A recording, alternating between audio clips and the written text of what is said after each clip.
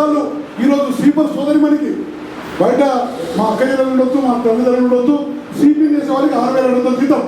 మా కండక్టర్లు 90% వస్తే కండక్టర్ వచ్చింది. ఈరోజు 60 మంది కండక్టర్లకు 60 మంది కండక్టర్ పోస్టులకు 30-40 వేల మంది పోటీ పడి అప్లికేషన్ పెట్టుకోరు. 60 కండక్టర్ పోస్టుకు 90% 85% ఈరోజు కండక్టర్ ఉద్యోగం వస్తుంది. స్లీపర్ సోదరికి మా తల్లికి 6,700 ఇస్తే కండక్టర్ కింద 67,000. ఎంత తక్కువ జీతం ఉంది ఈరోజు? జీతం తక్కువ. ఇక్కడ ఏ డిపార్ట్మెంట్ కన్నా పోల్చుకొని ఎలక్ట్రిసిటీ పోల్చుకొని ఈరోజు ప్రభుత్వంలో ఉన్న అఖండ స్థాయి కన్నా నా ఏడీసీ నేను 25 ఏళ్ళు సర్వీస్ చేసిన, నా జీతం తక్కువ జీతాలు తీసుకుంటూ మీ అందరికీ మెరుగైన సేవలు చేస్తూ నష్టాలను పూర్తి చూపి ఇంకా మా మీద నడ్డు విరుస్తూ డ్యూటీ ఎక్కువ చెప్పారని చెప్పి జీతాలు పెంచుకుంటారని చెప్పి ఈ ప్రభుత్వం నాటకం అవుతుంది.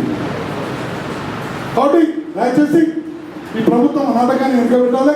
ఇప్పటికైనా మన తెలంగాణ వస్తే డిపోలు లాభం ఇక్కడ వస్తుంది కాబట్టి తెలంగాణలో డిపోలు అభివృద్ధి చేసుకోవచ్చు. తెలంగాణలో అవుట్ సోర్సింగ్ మీ అందరికి తెలియదు, 50% అవుట్ సోర్సింగ్ ప్రైవేట్ పరం అయిపోయింది. అద్దె బస్సులు వచ్చినాయి, లోపల గ్యారేజ్లో డీజిల్ బస్సు ప్రైవేట్ వాడే, ఊకేది ప్రైవేట్ వాడే, మెయింటైన్ చేసేది ప్రైవేట్ వాడే. అలాగే మొత్తం అవుట్ సోర్స్ రిటైర్మెంట్ టైం తీసుకొచ్చి కన్సల్టెంట్ పేమెంట్ అని చెప్పి రిటైర్మెంట్ అయిన వాళ్ళని తీసుకొచ్చి అక్కడ ఉద్యోగం ఇస్తారు, ప్రమోషన్ లేకుండా. ఇవన్నీ తెలియాలి అందరికీ. బట్ ఈ తెలియకుండానే ప్రైవేట్ చేస్తున్న విధానాన్ని పారదోళన ప్రమోషన్ పోస్టులు కూడా ప్రైవేట్ వాడు వచ్చి అవుట్ సోర్సింగ్ పెడుతుంది. ఈ వ్యవస్థ అంతా పోవాలంటే మనం లాభాలనే ఉన్నాం తెలంగాణ. కాబట్టి ఈ లాభాల వల్ల మనం కాంట్రాక్ట్ నియామకాలు అవసరం లేదు, రెగ్యులర్ నియామకాలు చేపట్టుకోవచ్చు. ఆర్టీసీ ఒకవేళ తెలంగాణ వచ్చిన తర్వాత ఆర్టీసీ కాంట్రాక్ట్ నియామకం కాకుండా రెగ్యులర్ పాత్రికగా ఉద్యోగ అవకాశాలు ఇచ్చుకోవచ్చు. లాభంలో ఉంది కాబట్టి మన ప్రాంతంలో డిఎంలు తక్కువ, ఆఫీసర్ పోస్ట్ తక్కువ, అలాంటి వచ్చే అవకాశాలు ఉంటాయి. చెప్పండి రసోదం రెడ్డి, ఎంతోమంది మాకు ఫోన్ చేస్తుంటారు, పాస్ అవుతారు, కానీ ఇంటర్వ్యూలో మాత్రం 10కి 10 శ్రీమంతుల్లో పడతాయి అధికారులు వాళ్ళు కాబట్టి 10కి 5 వారు మనకు పడి అక్కడ గ్యాప్ ఏర్పడి మన ఉద్యోగాలు కోల్పోతున్నాం.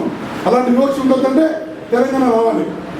ఇలాంటివే ఈ సకల జన్మ సమ్మె జరగడానికి, తెలంగాణ ఉద్యమం ఏర్పడడానికి సకల జన్మ సమ్మె చాలా అపూర్వమైన సమ్మె ఉద్యమం.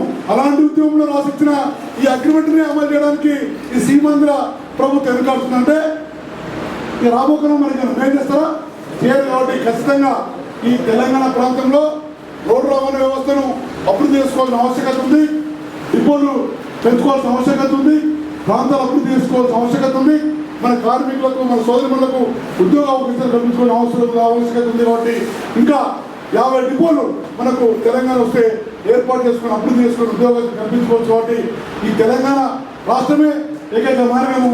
తెలంగాణలో రోడ్డు రవాణా వ్యవస్థ కానీ ప్రజా రవాణా వ్యవస్థ కానీ అభివృద్ధి చెందాలంటే తెలంగాణ సాధనే ఏకైక మార్గము. ఆ ఏకైక మార్గంలో ఎంప్లాయ్స్గా మేము ముందుండి దేనికైనా సిద్ధంగా ఉండి పోరాడతామని చెప్పి మీ అందరూ తెలియజేస్తూ నాకు అవకాశం ఉన్నందుకు ధన్యవాదాలు.